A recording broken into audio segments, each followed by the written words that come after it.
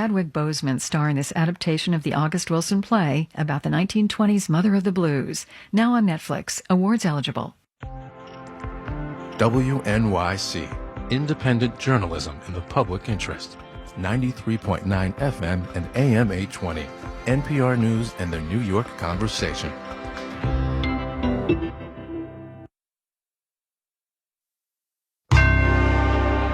Marketplace is supported by C3.ai. C3.ai software enables organizations to use artificial intelligence at enterprise scale, solving previously unsolvable business problems. Learn more at C3.ai.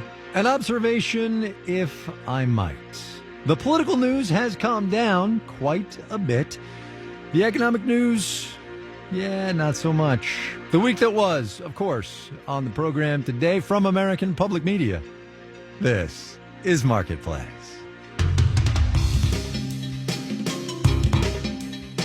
Marketplace is supported by Progressive Insurance, offering Snapshot, a program that adjusts insurance rates based on safe driving habits. Now that's Progressive. Learn more at progressive.com or 1-800-PROGRESSIVE. And by Hint, fruit-infused water in over 25 flavors like peach, clementine, and Honeycrisp apple. No sweeteners, no calories, in stores or delivered from drinkhint.com. And by Circle CI, a continuous integration and delivery platform that helps software teams go from idea to product at scale. Learn more at circleci.com.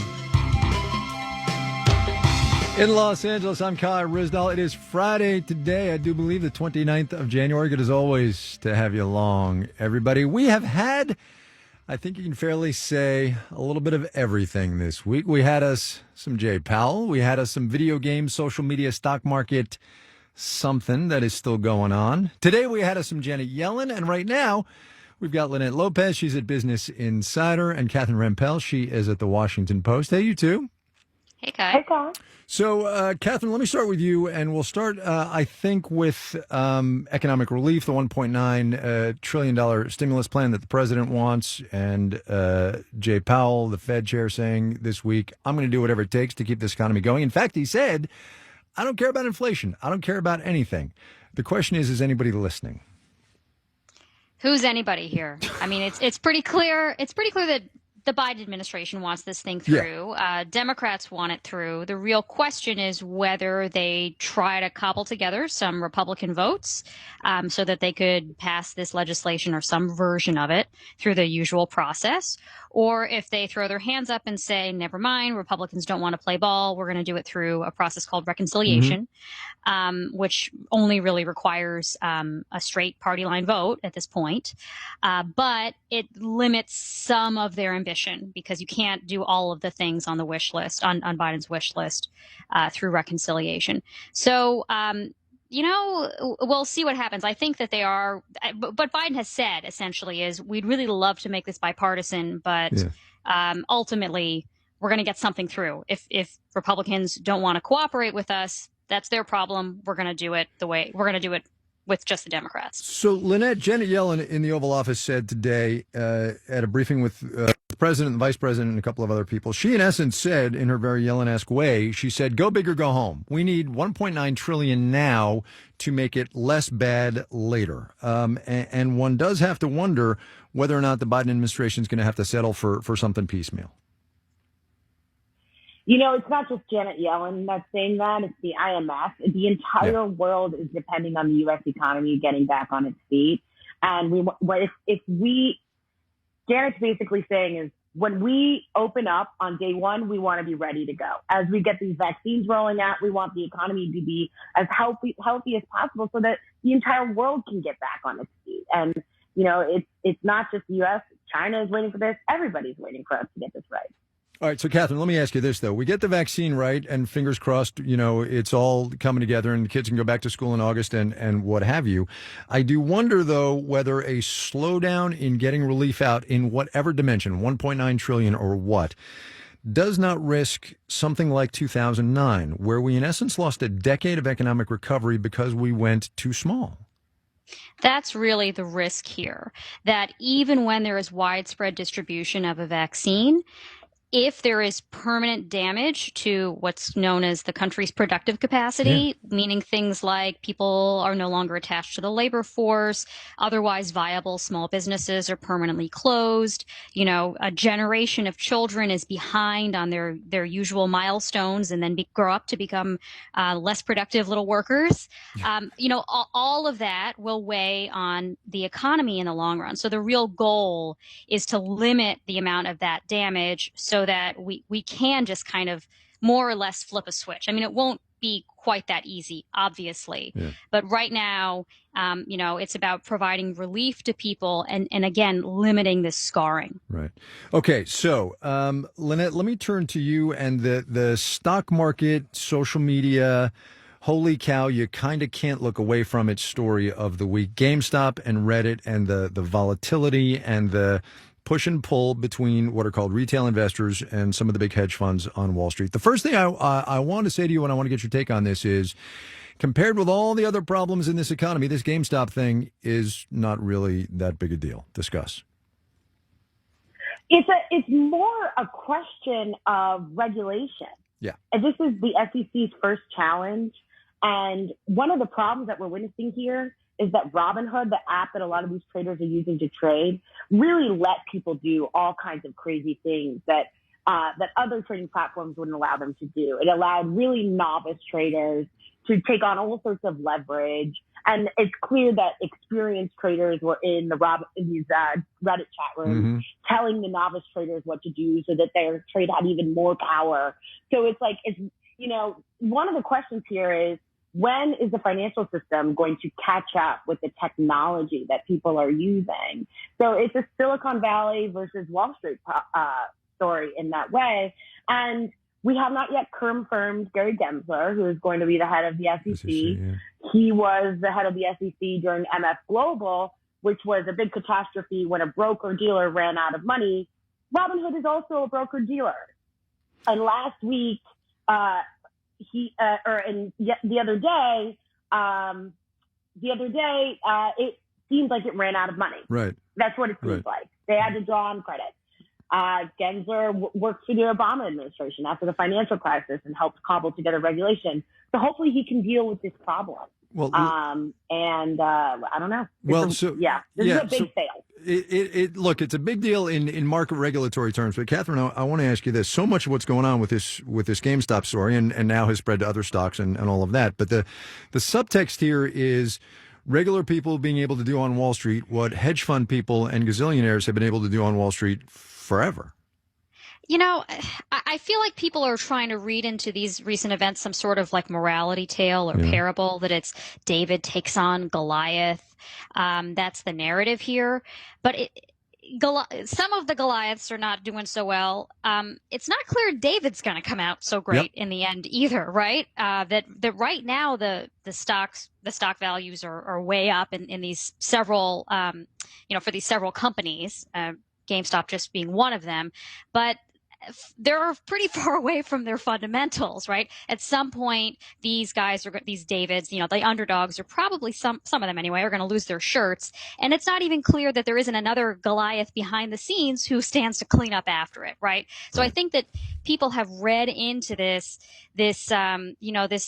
like heartfelt populist, morality tale, but it's not really clear it's going to turn out so well for the populists. So I think we need to be careful about imposing that narrative on what's going on, at least because we don't want to encourage people to like gamble away their life savings just because they think it's going to, get back at some hedge fund. Be careful on Wall Street always, people. Be careful on Wall Street always. Lynette Lopez at Business Insider. Catherine Rempel, she's at the Washington Post. Thanks, you two. Thanks, Kai. GameStop shares on this Friday, by the way, any guesses? Up 68% on the day, $325 a share at the close. Suffice it to say, though, no similar enthusiasm across the major indices. Just one of the 30 companies in the Dow Industrials was up today. McDonald's, in case you're curious. We'll have the details when we do the numbers.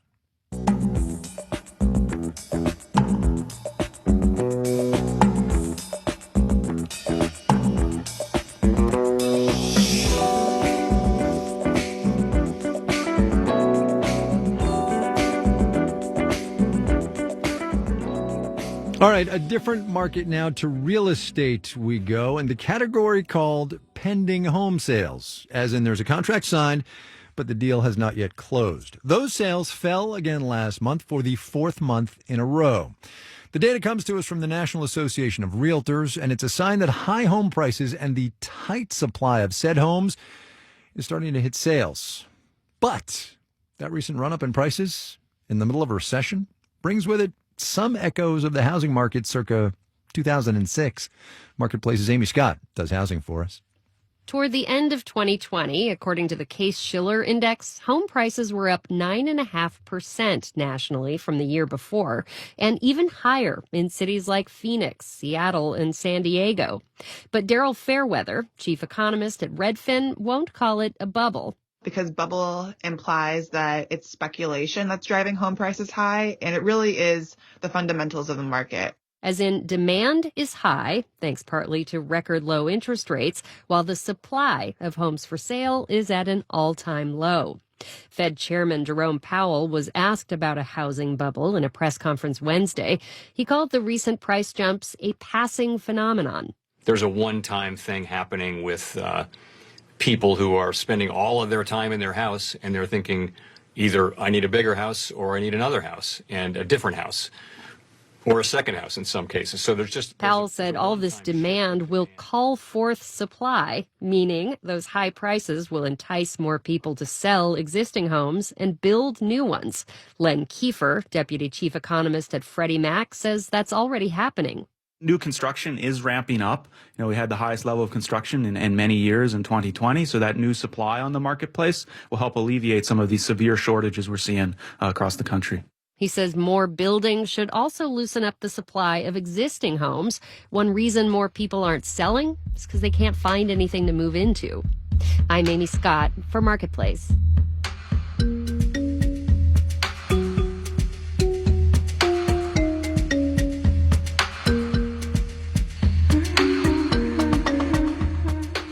We've been following since this past summer a woman named Rita Magaldi. She owns a baklava bakery called Sheer Ambrosia in Draper, Utah. Thanks to a push to support black-owned businesses, she got a big bump in sales back in June. And we called her up the other day to see how 2020 wrapped up for her. It was just such a fun holiday season of meeting new people and talking, and I was completely swamped. I was working through the night, several weeks, just from the time I got off my day job. I would work till 8 a.m. until I was signed back into my day job. I was running on adrenaline, I guess. I mean, honestly, I didn't sleep in my bed the whole entire month of December. I just took naps on the couch. I'd put a pan in the oven and say, okay, I'm just going to shut my eyes for 30 minutes. I figured there is a light at the end of the tunnel. Just work through it. This is a huge opportunity. Just get her done. And you can sleep in January. Right after the dust settled and I paid all my bills and I saw what I had left, I immediately called my realtor. She had given me an amount of money that she felt like I needed to save up, and I reached that amount. And so I called her and I said, okay, I've got the amount of money. What's the next step? And she said, oh, Rita, she said, you know what? Because of COVID, believe it or not, the housing market has gone bonkers in Utah. And she said, you know, a house will go on the market and there'll be 20 offers and the house will go for $30,000, $40,000 more than what it's worth. And people are coming in with cash from California. And so the housing market has just gone crazy here. So she said, we'll just have to wait and see what it's going to be like in a few months, but it's not looking good right now. That is my one, and outside of losing 30 pounds, because I've been eating my baklava too. That is my main goal, you know, to get into a home that I own, that is mine. And I don't really care about anything else. and I will continue to work hard and save. When the time comes, I'll be ready. Love a good baklava, huh? Rita Magaldi there. She owns Sheer Ambrosia in Draper, Utah. Let us know, would you, what's going on in your economy? There's a place you can do that at marketplace.org/myeconomy.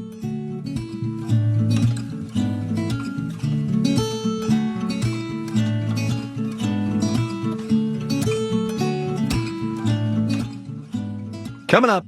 I've embraced the virtual market to still get this sort of experience that you enjoy going out. If you can even remember what going out is like. First, though, let's do the numbers. Yeah, you knew it was going to be the Wawas today. Dow Industrial's down 620 points, 2%, 29,982. The Nasdaq tumbled 266 points, also 2%, finished at 13,070. The S&P 500 dove 73 points, 1.9%, 37 and 14. Wall Street's worst week since October, by the way. The Dow, the Nasdaq, and the S&P all down more than 3%. Target Corporation closed down 5.5% today. Amazon dipped about 2.5%. One of the biggest jumps on the Nasdaq today had nothing to do with GameStop or Reddit, rather the virus. Shares in Novavax, biotech upstart, which just released news of its COVID-19 vaccine trials, rocketed up more than 64% on its vaccine news. You're listening to Marketplace. Marketplace is supported by GEP. GEP helps businesses transform supply chains with strategy, managed services, and AI-based cloud-native software, including the GEP Smart Digital Procurement Platform and GEP Next, real-time supply chain visibility and management software. Learn more at GEP.com. And by Cabot Creamery, owned and operated by a cooperative of 700 farm families in New York and New England, makers of cheddar cheese and other dairy products since 1919. Family-friendly recipes and children's programs at cabotcheese.coop. And by Merrill. Merrill Edge Self-Directed Investing has tools to help clients find answers to questions. More at merrilledge.com/withinreach. Merrill Lynch, Pierce, Fenner & Smith Incorporated, registered broker-dealer.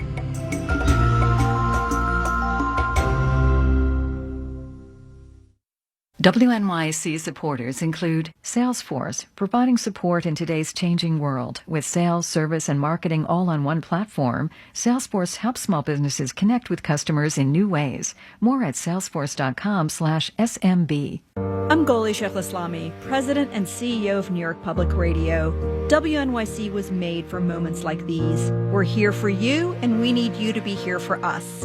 Listener support makes everything you hear on WNYC possible and gives our newsroom the ability to meet this moment and serve our community.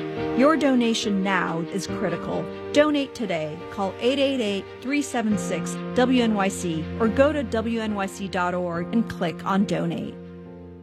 You're listening to Marketplace on WNYC. In the 7 o'clock hour of All Things Considered, we'll hear from the Chief Scientific Officer for Johnson & Johnson about the latest data on the efficacy of the company's COVID-19 vaccine. We'll hear that and more at 7 o'clock. Stay tuned.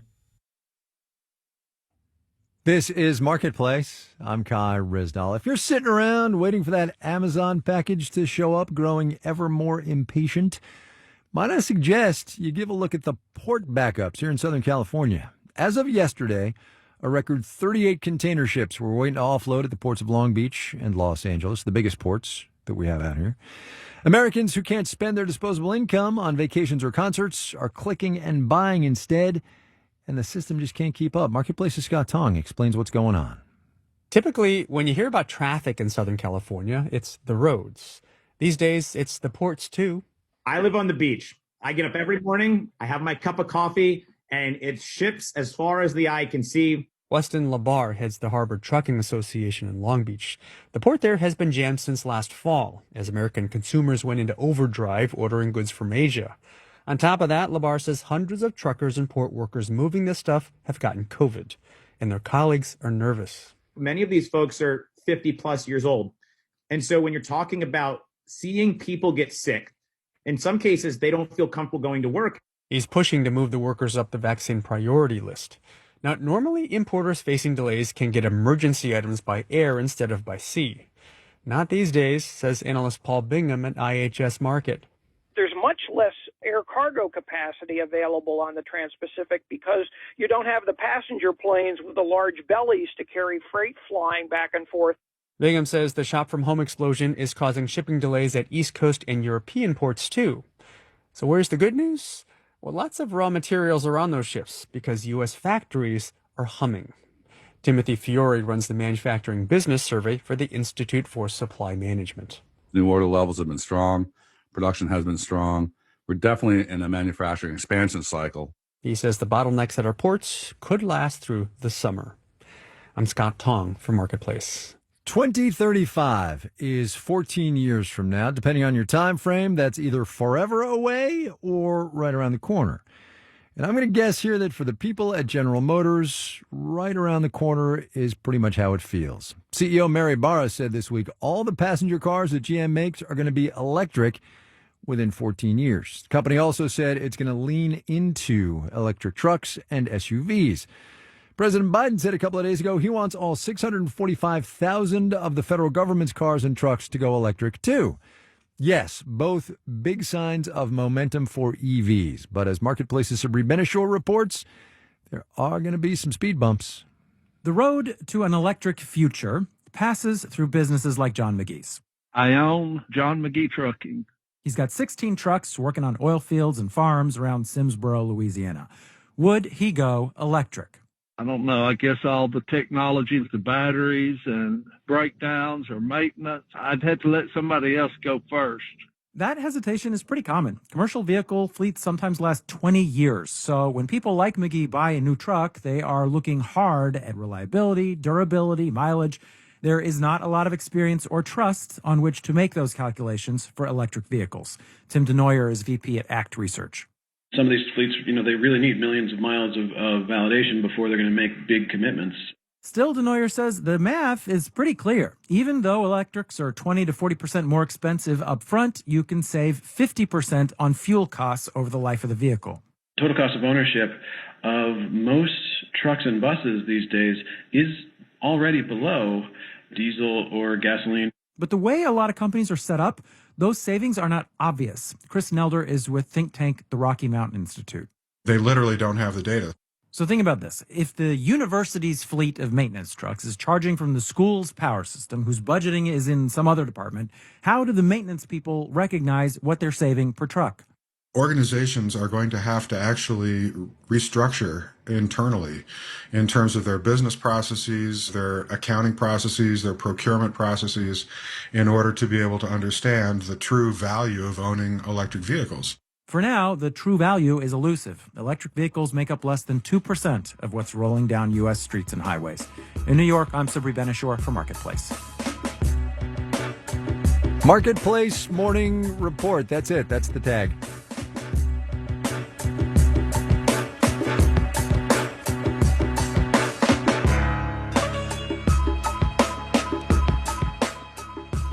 Tending bar or waiting tables maybe have been classic fallbacks for younger people and sometimes not so younger people who want to make some money while they're doing other things, music maybe, or art, or just trying to figure it out. Historically, though, a lot of those people have wound up staying in that line of work because even if their art or music or whatever careers got some traction, the money they made waiting tables or tending bar was still pretty good. The pandemic, though, has prompted some of them to rethink that equation, as Marketplace's Andy Euler reports now from Austin, Texas. Robert Bjorn Taylor is pretty typical of a person who works behind bars, especially in college towns like Austin. He was an arty kid who was just slinging drinks for pocket money when he was in school. I know when I started 16 years ago, I didn't think of it as a career. It was definitely to make tips, to make it by. I went to school, so I was like just hoping, okay, this is just to survive so I can do my creative stuff. But he kept moving up. Better bars, more responsibility. And by last year, he was the guy designing the cocktails for a group of hotels in Austin. It had become his career, but he still wasn't psyched about it. I got to the management level and I was like, well, I don't like that. I still just doing a job because it was my job and I felt necessary. And then just before the biggest event on Austin's calendar, the South by Southwest Festival, COVID hit. Taylor was furloughed and he started wondering whether this career that he'd stumbled into was worth sticking with. So did Addie Hauber. She's been bartending in Austin for about as long as Taylor. She currently works 18 hours a week at a brewery called Central Machine Works to pay the bills. But she's been thinking about whether now is the time to make a change. Well, what do? I have a bachelor's degree. I've only ever worked in restaurants since I was 15. You know, I don't really have a whole lot of experience besides restaurants. And is like the pandemic a great time to try to go out and get new industry experience? She just turned 30 and says she's always really wanted to work with the elderly, but worries she won't have that opportunity without an advanced degree. That's a market that, from my understanding, is always needing people. And it still is pretty hard to break into, even with a college degree, even with 15 years of continuous job experience. Other bartenders and servers have responded by taking on a bunch of gig work. I literally have like 5 to 6 jobs now, just trying to get by. Elizabeth Mathis is teaching a virtual painting class, running photo booths at corporate events, and bartending weddings. Before the pandemic, she was a bartender at a place called Javelina, and when things shut down, she got fired. She says that was a good thing because it forced her to cut herself free from the service industry for a couple of reasons. One was because it wasn't serving my career, my ambitions well, and 2, the risk. The risk wasn't worth the reward. The reward for bartenders and servers is highest when the places where they work are packed, but that's also when they face the highest risk of infection. The other conundrum is that a lot of them just end up loving the industry. I didn't necessarily fully want to abandon it. I don't know. There was this kind of feeling in my heart that I still needed to kind of contribute. Robert Bjorn Taylor figured out how to get the best of both worlds by pivoting. He now works for an Austin-based cocktail kit delivery service called Sourced. So I've embraced the virtual market, right? Doing virtual happy hours, providing kits for people at home to still get this sort of experience that you enjoy going out. And he says his experience behind the bar is crucial to helping make that happen. In Austin, Texas, I'm Andy Euler for Marketplace. This final note on the way out today, a completely charming case of mistaken identity. You know how sometimes when a company is in the news a lot, people buy the shares of a similarly named but different company hoping to cash in on the buzz? Happened last spring when Zoom started getting hot, if you remember that. Anyway, here is the social media analog. The company in the news this week, of course, is Robinhood, the platform where a lot of that GameStop trading started. Their Twitter handle, however, is not at Robinhood. That handle belongs to the Worldwide Robinhood Society, based, its Twitter bio says, in the heart of Sherwood, Nottingham, England. It has gotten a lot of followers past couple of days, let me tell you.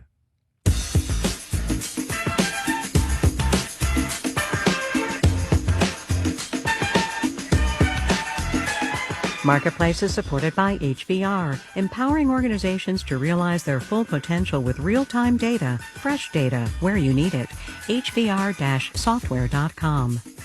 And by Noom, a personalized program based in psychology to help people understand their motivations, change their habits, and lead healthier lives.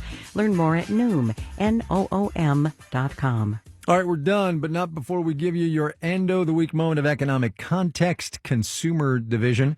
An item, a nugget, a data point on how consumers were feeling in December, which, remember, is typically a time when consumers open their wallets. Not, however, this time. From the Commerce Department today, the latest figures on consumer spending. Off just a touch, 0.2% to the downside. Not a lot, I know, but remember, spending by or on behalf of consumers is basically the whole smash in this economy.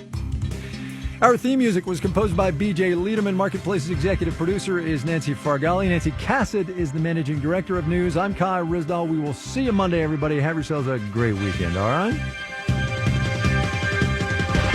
This is APM. Support for WNYC comes from